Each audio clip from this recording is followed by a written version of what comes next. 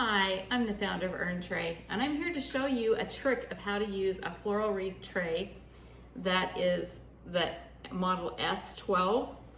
And normally you put the foam around here, but we're going to do something different. Have you ever seen a Harlow frame?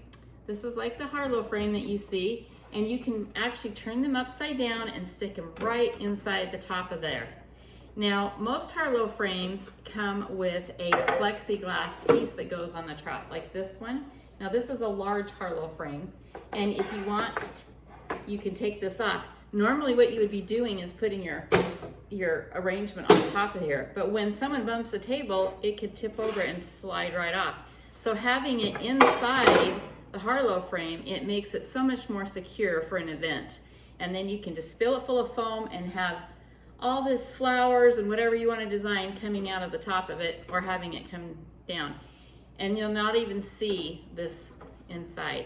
Now, on this one, it is a larger frame. So I'm going to take the plexiglass off, and I will show you that it will still fit in this size as well.